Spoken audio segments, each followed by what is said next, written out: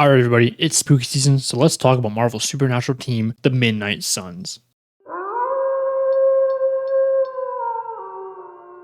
Today, we're diving into the world of Midnight Suns, a group of supernatural heroes who have been making waves in comics for years. With various team members slowly being introduced, it's only a matter of time before the team makes their official debut in the Marvel Cinematic Universe. But what can we expect from their introduction? And how will Marvel bring these characters to life on the big screen? One thing's for sure, Midnight Suns are going to shake things up in the MCU. They're not your typical superheroes, and their blend of dark magic and morally ambiguous characters will bring a fresh perspective to the Marvel Universe. But before we get ahead of ourselves, let's take a step back and explore what exactly the Midnight Suns are all about. So in a nutshell, this group is a team of heroes and anti-heroes who have banded together to take on the forces of darkness that threaten the Marvel Universe. Comprised mostly of monsters and monster hunters, this supernatural crew of protectors targets anything that goes bump in the night. The Midnight Suns go up against all manner of demonic and supernatural evils, including most prominently Lilith and Mephisto. They also face demonic cartels and sometimes even their own members, such as Morbius the Living Vampire. Created by Howard Mackey, Andy Kubert, and Bobby Chase, the Midnight Suns first appeared in 1990's Ghost Rider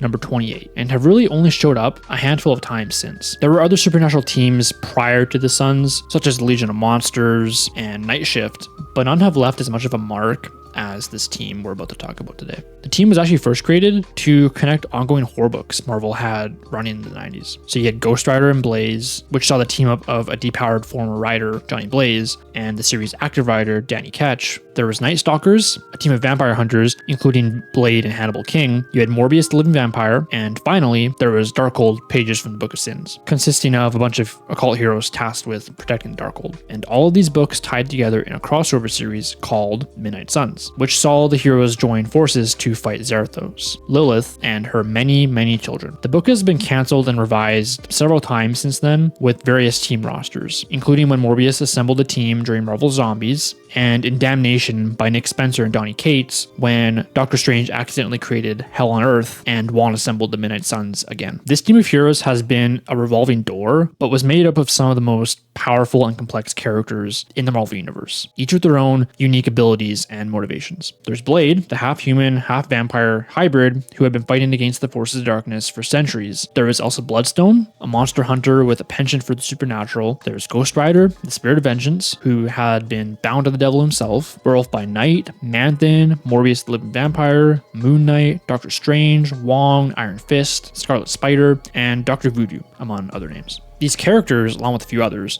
came together to form the Midnight Suns, a team dedicated to taking on the forces of darkness that threatened the Marvel Universe. And with their powers combined, they were almost unstoppable. But how will this translate to the MCU, and what can we expect from their introduction? When it comes to key characters in Midnight Suns, there are a few who you may recognize from the MCU. This includes Moon Knight, who had his solo series debut on Disney+, Werewolf by Night, who had a Disney Plus special and also saw the appearances of Man-Thing and also Bloodstone, and we of course have Doctor Strange and Wong, pivotal characters to the larger MCU. There is also an upcoming Blade film starring Mahershala Ali, which will likely be a major launching point for the Midnight Suns debut. But what about the rest of the team? Who else will we see making an appearance in the MCU? Will we see characters like Ghost Rider or Morbius, who had a solo film recently but wasn't officially set in the MCU, probably for the best? Well, let's first understand that the MCU roster is going to be different from the comics.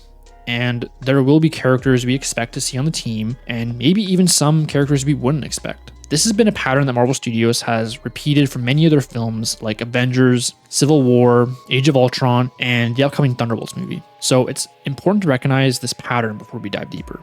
We've also seen hints of magic and the supernatural in films like Doctor Strange, and with the introduction of artifacts like the Ebony Blade in Eternals, the Book of Vishanti in Doctor Strange 2, and the Darkhold in WandaVision. So we're seeing a greater emphasis on the mystical and the magical. I don't really see this happening, but we could see them teaming up with the Avengers to take on threats relating to Doctor Doom in Doomsday and Secret Wars. One of the biggest questions I have for this movie is if it would take place before or after Secret Wars, because that potentially gives us a completely new landscape on a battle world created by Doctor Doom. Who really knows what kind of threats could pop up there, but if it's post-Secret Wars, we could be looking at a soft rebooted MCU. So there's a lot of questions we need answered before we can dig into this more. Getting into Theory Town, I believe that this will be a film If we're going to get Blade first as a precursor, it seems weird to downgrade the team up of Blade and other characters to a show on Disney+.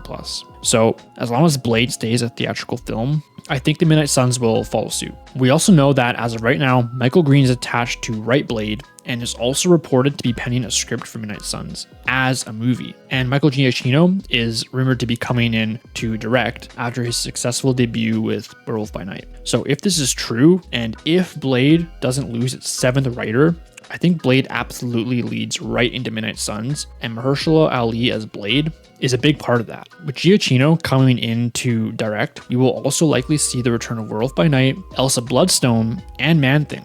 I think these characters are sure bets for the film, and I also think we will see Moon Knight and Lila make their return from the Moon Knight series. I think his historical knowledge could prove to be useful in so many ways.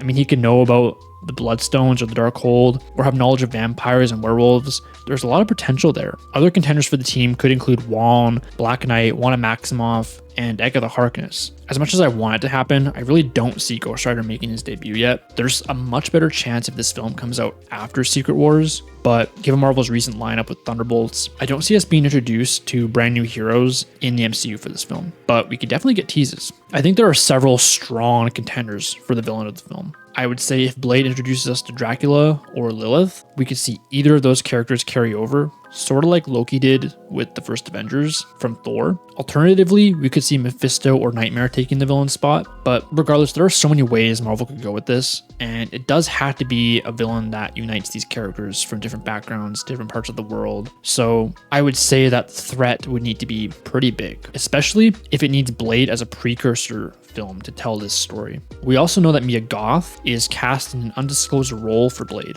Could this be Lilith? Goth is a phenomenal actress, and as the only other actor attached to Blade currently, her importance for the film could rank quite high. So could she make her presence known beyond Blade? Could we even see her team up with a Dracula or a Mephisto? We don't often get many supervillain team-ups in the MCU, so this would be a really fun way to shake things up and give our team an even greater challenge as they battle against evil. Alright, let's talk about some fun character moments and arcs that I want to see in the film. So for Moon Knight, I think his arc of acceptance will be a great lesson for Jack Russell as he deals with the werewolf inside of him. I also think Moon Knight knowing about the Bloodstones or the Darkhold or the Ebony Blade, because he's such a history buff, could be really cool. He and Dane Whitman are both Brits, so there could be a connection there as well. I mean, seriously guys, whatever Marvel is cooking for Midnight Suns, I think Moon Knight is the glue that puts it together. I could honestly think of threads for every character in the roster that either Mark or Steven could pull from, and I think that's just fantastic. For Elsa, I think she needs to learn what it means to step away from her family's shadow, and because her family constantly saw her as a disappointment, maybe there's an arc of her seeing this group of outcasts as her newfound family. I don't know, could be something there. For Jack, we last saw him chilling with Man-Thing after his transformation. I think again, Jack needs to come to terms with his werewolf condition, and Stephen Grant would be a great person to teach him about being unable to control your other identity. You need to understand it and embrace it, and he needs to learn acceptance. I also think whatever arc Blade was on in his first film is continued here, and we see him rise to the occasion as this team's leader. As a concept, this idea of this group of monsters not working well in a team setting is a great idea. I mean, the Avengers could barely make it work. So I think there's a lot of fun to be had with that idea of these outcasts not really feeling like they belong anywhere, but needing to unite to take down this huge threat. Guys, I love this corner of Marvel. It's an area I desperately want them to continue to explore. Michael Giacchino sucked me in with Werewolf by Night, and I hope he sticks around at least as a producer of the supernatural side of the MCU, because I think they have magic in a bottle with this, and I am 10 times more excited for this than I am for a Thunderbolts film. Just being real. But what do you guys think about the introduction of Midnight Suns to the MCU? Who's your favorite character in the roster? And who should be the villain? Let me know in the comments below. Don't forget to check out our other video on the Justice League Dark, DC's version of the Midnight Suns. Alright everybody, I appreciate you all, and as I always say, I'll catch you on the flippity flip.